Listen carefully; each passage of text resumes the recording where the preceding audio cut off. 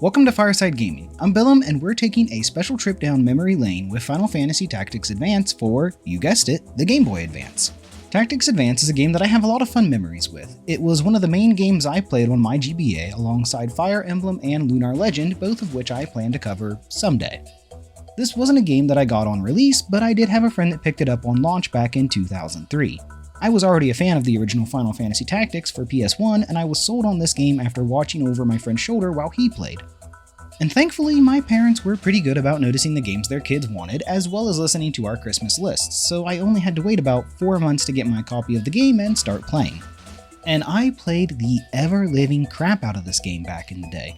I can't even begin to estimate the amount of AA batteries that I burned through with this game alone, but now that I'm an adult buying my own batteries, I feel a bit bad for how much money my parents must have spent on them. It's no wonder we had one of those old battery chargers in our house to squeeze every last penny we could out of those AAs. I even remember taking this game with me on a trip to Washington, D.C. It was something our local schools did for every class of 8th graders near the end of the school year, and considering it was an almost 8-hour trip to the capital, I got a lot of extra playtime in. I was also in a group with my other friend that owned the game, so we did a lot of comparing while we both played on the ride. Unfortunately, neither of us had a link cable at this time, so we couldn't do any of the trading or competitive battles. And on that same note, I didn't get to do that again for this playthrough of the game.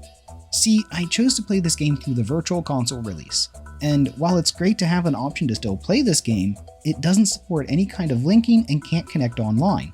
So this really is just one of those cases where I'll never experience what it's like doing all of those extra link battles. But let's not get too depressed, as it's time to dive into the story of Final Fantasy Tactics Advance. This is your spoiler warning, and here is a time skip if you don't want to know anything about the story of this game. Tactics Advance puts players in the role of Marsh, who I renamed Ramza as a kid for obvious reasons. Marsh is the new kid on the block in the icy town of Ivalice. His family just moved to the area so that his younger brother Doan could get better treatment for a medical condition that leaves him bound to a wheelchair. Seeing as Marsh is still new to these parts, he becomes the target for some bullies at his school. This ends up seeing him befriend Mute, the local crybaby and primary target of the bullies, and Ritz, a young girl that's made fun of for her stark white hair that she has to dye pink. After a snowball fight that ends with Mute taking a rock to the head, the three agree to meet up together at Marsh's house to check out a book that Mute purchased. However, before that, they run into Mute's father, Sid. He's a down-on-his-luck man that's struggling to make ends meet while raising Mute on his own following the death of his wife.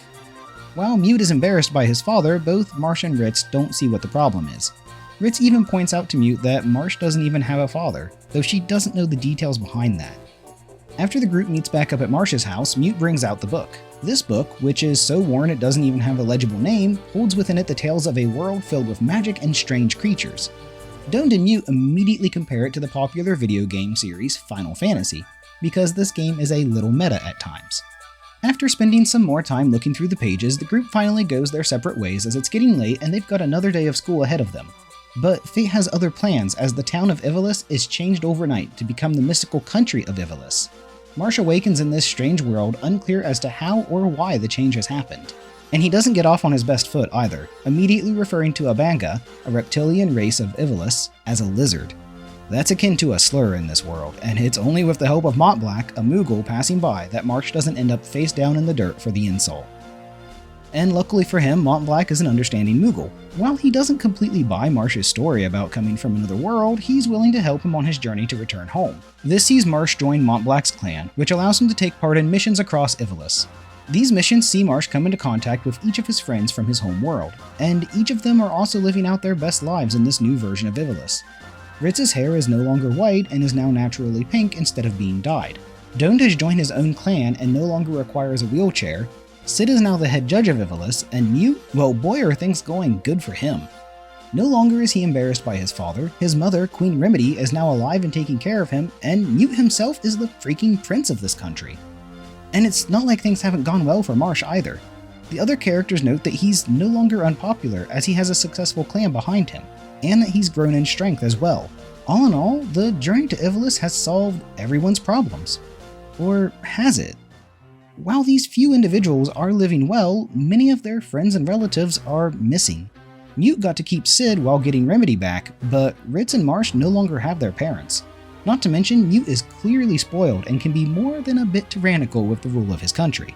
Despite that, only Marsh is interested in changing the world back to the way it was. While he does enjoy his new life, he knows that it's not real and that it's best to return home. This has him seeking out the crystals, also called the life threads of Ivalice, and destroying them. And each time Marsh succeeds in doing so, he attracts the attention of Mute, who appears before him angry at the destruction of a crystal and calling out for help from Queen Remedy, Judge Master Cid, as well as Babis, a Numo that loyally serves Mute and is likely a stand-in for his teddy bear back in the real world. Mute is clearly confused by all that's happening, and it's worth noting he doesn't even recognize Marsh. Unlike the other kids that looked at the book back in St. Ivalice, he's become completely deluded by this new world. Only by shattering the crystals and meeting with Marsh several times through the course of the game does this start to change as the world begins to unravel around him. This puts Marsh at odds with his friends as well as his younger brother.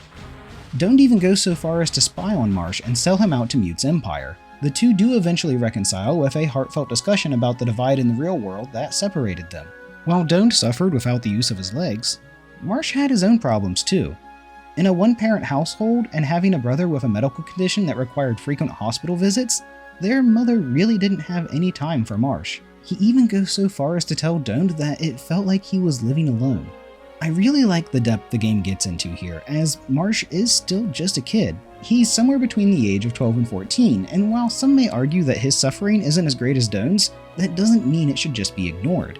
And remember, Marsh is surrounded by friends in his clan. In this world, he's getting all the attention he could ever want.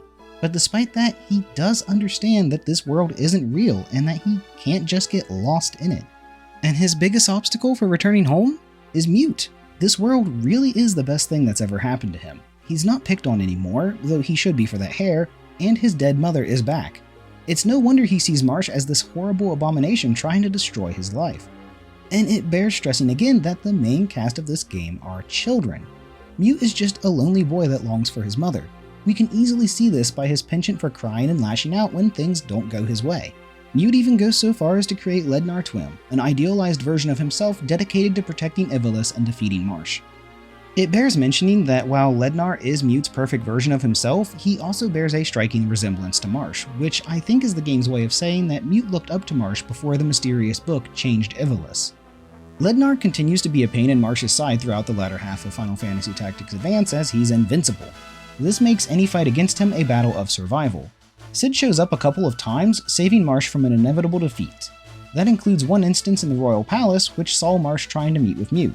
Obviously things go south from here, and Mute escapes alongside his mother. I'll also mention that by this point in the game, Cid has remembered the real world, and he's taking a strong stance as Mute's father. While this puts him at odds with his son, he's separated the judges of Ivalice from the government and is actively working to bring Mute back to reality. Likewise, Babis is also working to restore the real world now. This isn't a betrayal of Mute though. Instead, like Cid, he believes that it is in Mute's best interest to face reality, which is why he takes up arms against the palace. With this, Mute and Queen Remedy retreat to Amber Vale. This is a hidden retreat used by the royal family that's well guarded by both troops and the natural layout of the land. As Marsh tries to enter the Vale, he once again has to face off against one of his friends. Ritz is standing in Marsh's way as he travels through the mountains to meet with Mute. She may not be the biggest fan of how Mute runs Ivalice, but this is a dream that she's willing to protect. No longer does she have to shoulder the burden of watching her mother cry while she dyes her hair. No longer is she picked on alongside Mute and Marsh. And she's also taken in by the Vera, a race of bunny girls native to Ivalice. She's found a new home where she fits in and isn't ready to give it up. And while that resolve is strong, she isn't able to overcome Marsh and his clan.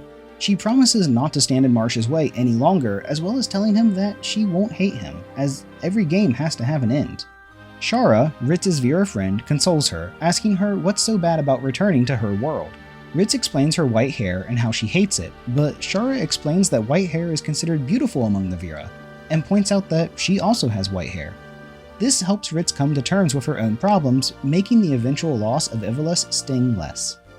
With Marsh having destroyed all of the crystals and recruiting all of the Todama, the divine beast of Ivalice, each one protecting the world's races, and bringing the full might of his clan down on the Empire, there's little that can keep him from meeting Mute now. That is until Lednar shows up at the gate of Amber Vale to confront our hero. And while Lednar is still invincible due to the protection bestowed on him by Queen Remedy, it can't last. Cid makes sure of this with the help of Ezel, a Numo that specializes in getting past the laws created by the Empire. Cid uses a special anti-law card made by Ezel that destroys the protection surrounding Lednar. With that, Marsh is able to defeat the doppelganger, which turns to stone and crumbles away to nothing. And while this allows Marsh to finally make his way into Amber Vale, that doesn't mean he's going to be able to walk right up to Mute and explain why the world has to change back to the way it was. Queen Remedy has no intention of letting her son meet with our hero. Remedy even argues that Marsh still believes in this world, that his happiness is greater here than it was back home, and that he has all he desires. And while Marsh agrees that he did want those things, that's not all there is to it anymore. He may have felt like a different person upon coming to Ivalice, but that's not the case now. There's no real Marsh hiding behind a mask. He is who he is, and he now accepts that after growing during his adventures. And he believes that Mute is ready to accept this about himself too. Despite all of this, Mute still clings to his mother, and Remedy does battle with Marsh. After her defeat, Mute appears and admits to Marsh that he's torn. There's a part of him that wants to go home and understands why he should, but another part wishes to remain in Ivalice. It's at this point that Remedy reveals her true form, Ligrim. She's the final thread holding the world of Ivalice together with the wishes of the people. Throughout the battle against Ligrim, Marsh calls out to Mute, and he begins to answer. This culminates with the defeat of Ligrim, which causes Mute to awaken. Both Mute and Ligrim disappear, but Mute returns, bringing with him the mysterious book that started this whole adventure. Mute tells everyone that he was saying goodbye to his mother one last time, showing that he's finally ready to move past her death and accept reality. The only concern he has is the disappearance of Ivalice, but his father reassures him that that won't happen. While their wishes will take them back to St. Ivalice, the wishes of the people of Ivalice will make sure it remains. Our story finishes back in St. Ivalice. Ritz is no longer dyeing her hair, Mute's father is getting back on his feet and finding work, Doned is making friends with other kids at the hospital, and Mute and Marsh are standing up to the school's bullies with a couple of well-aimed snowballs. The story of Final Fantasy Tactics is absolutely wonderful. It does a great job at highlighting the importance of facing reality and not falling into escapism. That's incredibly relevant for gamers, considering how easy it is to shut ourselves off from the world. And while some might not enjoy those somewhat heavy-handed themes, I have to stress that the game never presents them with ill will. It understands that escapism can be fun, and only warns players not to let it become an obsession. It's never cynical and clearly doesn't hate its own audience. Frankly speaking, it's a breath of fresh air to play a game like this, something that was made with love for players while also giving them a loving message about how to improve themselves. I don't want to get too into it, but I've grown tired of modern media and its love for meta-humor, disrespect to its audience, and plain-out cynicism. So the fact that Final Fantasy Tactics Advance is a almost perfect counter to that has me loving it more than I ever have before. And it really does help that the game does such a great job with how it handles the main characters of the game. Watching each of them grow in their own ways is so satisfying, and that's because all of their problems are incredibly relatable. Sure, I've been out of school for years, and that's the age of the characters in this game, but that doesn't mean some of their problems disappear. Making friends is still hard, overcoming grief is still hard, not fitting in is still hard, and being able to communicate your true feelings properly is still hard. But Final Fantasy Tactics has so much optimism baked into the core of its themes that it's inspiring, rather than depressing. And before somebody comes into my comments section talking about how Marsh is the bad guy of Final Fantasy Tactics Advance, just stop. He's not. The game is clear about this with both its story and themes. If you truly believe he's the villain, then this game was probably made with you in mind, and you, unfortunately, failed to take its message to heart. There are loads of other themes and subtext I could get into about Final Fantasy Tactics Advance. It's filled to the brim with wonderful allegories and allusions, but I think it's best for players to experience some of that on their own. I believe there's real merit in letting players come to realizations of their own accord, so I don't want to spell out everything. Instead, I'm just going to switch to talking about the mechanics of the game. Considering we're this far into the review, I'm sure loads of you already know that Final Fantasy Tactics Advance is a turn-based strategy RPG. I've been showing plenty of footage that highlights that, and it does have tactics in its name. And considering that there is a game called Final Fantasy Tactics, I'm sure plenty of you are going to want to compare these two games. And while I think that's fair, it does come with some of its own problems. For example, Final Fantasy Tactics has a T rating while Final Fantasy Tactics Advance has an E rating. And there's a real reason for that. The themes in Tactics are much heavier than in Tactics Advance, and that extends out to the gameplay as well. Because of this, there's no denying that Tactics Advance is a simpler game and even an easier one. Players aren't likely going to get stuck, and there's no risk of having to restart the game from scratch because they didn't maintain multiple save files. Screw you, Weegriff. It also doesn't feature as many jobs or abilities, and the risks are lower with the permanent death of characters only being possible in a few select areas. But there's one key thing that players need to keep in mind. Final Fantasy Tactics was developed for the PS1, while Final Fantasy Tactics Advance was developed for the Game Boy Advance. The simpler gameplay in Tactics Advance isn't a problem because it was made with gaming on the go in mind. That makes it a strength rather than a weakness. The themes not being quite as mature, though no less important, also makes sense whenever you consider that the GBA mostly had a younger target audience than the PS1. And while Final Fantasy Tactics did get a re-release as War of the Lions on the PSP, that console was made to be flipped on and off instantaneously, making its more complex gameplay easier to pick up and put down. You can't do that with a GBA. With these differences laid out, let's jump into what Tactics Advance offers to fans of strategy RPGs. First off, Final Fantasy Tactics Advance makes use of grid-based combat and an isometric view. That means players will have a clear view of the field and can only move along that grid. Move distance is affected by a character's jobs and equipment. They also have a jump stat which affects how high of walls they can jump up. This is likewise affected by jobs and equipment. Once players do move in range of an enemy, they can make an attack. This is possible with basic attacks, learned abilities, and magic. Players can learn abilities and magic from equipment such as weapons, armor, and accessories. The types of abilities they can learn can be active ones used in combat or passive ones that characters equip and get the benefit of without having to activate them. There's also 5 races for players to make use of in the game. They are Human, Moogle, Vanga, Numo, and Vera. Each of these races have their own jobs they excel at, and some have jobs specific to their race. Jobs determine the type of equipment characters can use as well as the abilities they can learn. It's also possible for players to equip abilities earned from one job class to another. This mixing and matching gives players greater control over the roles their characters fulfill in battle. If there's one complaint I have about Final Fantasy Tactics Advance's jobs, some of them just mix abilities of other classes.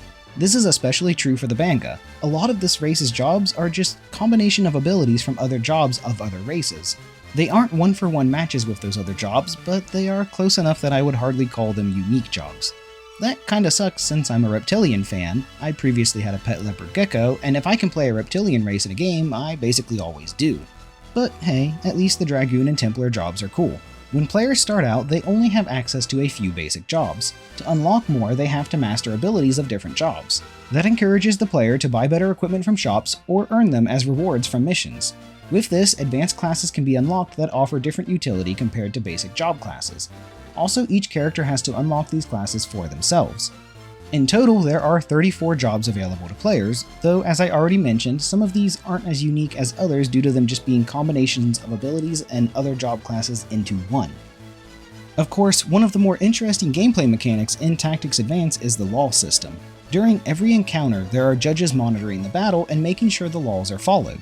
At first, players don't interact with this much and just have to abide by the rules of a match. Failing to do so can earn them yellow cards as warnings, or hit them with red cards that immediately pull them from the battle and send them to prison. That means players will have to play around these laws to avoid punishments. And the same is true for enemies that break laws. Also, players that avoid a law by using the recommended action instead can be rewarded. A quick example of this would be using Blizzard because fire is banned. This will earn them a judge point, which we will get to in just a second. During their journeys, players will earn both law and anti-law cards. Law cards allow them to add additional laws to the battle, while anti-laws completely erase a law that's in effect. That means players can manipulate the laws to add some that would harm an enemy team, such as banning bows in a fight against several archers, or eliminating laws that would harm them, like swords being banned when you're running a bunch of melee jobs. Getting back to judge points, these are awarded for successful positive actions. That includes if a character KOs an enemy, or as mentioned earlier, takes a law's recommended action. Judge points have a couple of uses that can have a major effect on battles. The first one is combos. Players can learn combo abilities for their jobs from certain weapons. This allows them to activate a combo so long as they hold at least a singular job point. When this happens, other nearby characters with the combo ability can join in on the attack. This is an incredibly strong move that is perfect for taking down bosses with large health pools. Players will note that combo attacks will consume all of a character's JP even if only one is required to start the attack. The other use of JP is summoning Todama. There are 5 each, one for each race of Ivalice. A character can only summon a Todama once they've gained 10 JP, and they can only summon the Todama that represents them. Todama's effects engulf the entire battlefield and vary in nature. Some do physical damage to enemies, while others deal damage to MP instead. While that's all I've got to say about the combat in Final Fantasy Tactics Advance, there's more to know about the game and how clans play into it. When players first enter Ivalice, they join Montblanc's clan, which they are allowed to name. Fittingly, mine is named Clan Fireside. As a clan, players can take part in missions. This has them traveling across the world of Ivalice to complete a variety of tasks. Sometimes it's simple stuff like clearing a few monsters and collecting herbs from a nearby field. Other times, players will find themselves neck-deep in enemies, all to uncover a treasure previously thought lost to time. And while all of this is happening, players can send other clan members off on dispatch missions. Completing these missions can earn players mission items. These are needed to undertake certain missions. There are 300 missions available to players, as well as some special ones once all of those are done. That means that there is plenty of content to experience in this game, and if I'm being truthful, I've never done it all. Another big part of being in a clan are the clan wars. Clans fight over territory in Ivalice, which is basically the equivalent of putting it under their protection. This nets players reduced prices at shops and other bonuses for holding territory. This actually leads to a pretty major subplot in the game connected to a foreign clan trying to take over Ivalice. This starts with Clan Borzoi and leads to Clan Redwing, both of which are causing problems with their monster smuggling business that Marsh and his crew have to put a stop to. It's small, but I like the addition of this subplot as it adds to the idea that Ivalice is a living world with power struggles completely separate from that of the main plot. When it comes to visuals, Final Fantasy Tactics Advance is one of the best looking games on the GBA. The sprites continue to hold up incredibly well even 20 years after its original release. Seriously, playing this through the Wii U on a TV just reminded me how beautiful this game is. The environments, the characters, and everything else have such care and dedication put into them. And I'm a sucker for the Ivalice setting, meaning that I always enjoy the atmosphere games set in it offer. If I do have one small complaint, it's that you can't rotate the camera and adjust the camera angle like you could in Final Fantasy Tactics, but that's really only a minor issue in the grand scheme of things. The fresh coat of paint that job classes get are also incredibly fitting for this game. They match much better with the lighter tone Final Fantasy Tactics has as compared to Final Fantasy Tactics and have a style all of their own. I can actually say that about all of the art for this game. Both the character portraits and art seen throughout the game have such a whimsical feeling to them. My only complaint is never getting that freaking cool looking glass sword club thing that Marsh holds in all of his character art. Some things in the game suggest it's the Judge sword, but that's never confirmed, and you can't get it. Another thing that I greatly enjoy are the amazing Todama attacks in this game. Each of them have the battlefield zooming out as the Todama performs their special attack on the entire area. Seriously, the first time I saw Famfrit launch his laser rain onto the field, I was blown away. It's such a cool effect shrinking down the map like that, and really puts into scale just how powerful these divine beasts are. Oh, I'll also mention real quick that I played the game using TV settings. Some of you probably noticed that the game looks different than you might remember, and it's because of that.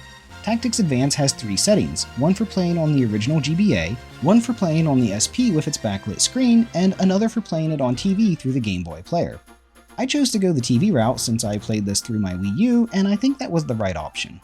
It mutes those oversaturated colors that were used due to the GBA not having a backlight and makes for a better presentation, in my opinion. And of course, this wouldn't be a proper review if I didn't talk about the audio of Tactics Advance. I love this game's soundtrack. There are so many songs that have continued to stick with me years after beating it. I will never be unhappy to hear its opening theme. And the battle theme, Companions That Surpass Their Tribe, will remain in my head for the rest of my life. I could go on and on about gathering allies, Amber Valley, Painful Battle, and more, but I have to stop myself or I'm just going to end up listing off all of the music in the game. The greatest praise I can give the soundtrack for Final Fantasy Tactics Advance is that this is the kind of music that makes you want to play your GBA with headphones. Sure, you'll still enjoy it coming from that tiny GBA speaker, but what you really want is this going straight to your eardrums for maximum enjoyment. And the same holds true for the various little jingles throughout Tactics Advance. I'm talking about the little stuff, like the battle victory music, mission complete music, the track that plays when you actually decide to start the battle after assembling your team, that little ditty when you level up. All of it. I love it all. It's downright classic, and I legitimately hold them up alongside the classic Final Fantasy fanfare. If it's not already clear by this point, I love Final Fantasy Tactics Advance. The story it tells is absolutely wonderful, and it does a great job at conveying its themes of facing reality and avoiding escapism without coming across as either preachy, too meta, or having disdain for its players. Instead, it's a game filled with characters that see immense personal growth as they overcome relatable struggles in a high fantasy setting. Inject that optimism right into my veins, cause I'm here for it. And it serves well as another entry into the Tactics series and Ivalice Alliance. Its combat may not be as complex, but it was designed with the portable nature of the GBA in mind and is better for it. The only question now is, how do you play it? At the time of making this video, the Wii U eShop has already shut down, so you can't get it that way. And that was the only re-release of the game since its launch on the GBA back in 2003. The 20th anniversary of the game is this year, which has me hopeful Square Enix might get another release out of it, but I'm also not holding my breath. Luckily, prices for the loose cart haven't surged too high and are sitting between $25 and $30 at the time this video was made. I can easily recommend the game for that price, as you're likely going to get at least 45 hours out of it and probably more. Thanks for sticking with me through this review of Final Fantasy Tactics Advance. If you're a fan of JRPGs, I've got a few other reviews on the channel you might enjoy. I'm particularly proud of my Wild Arms and Digimon World 3 reviews, so consider giving those a watch while you're here. And until next time, take it easy.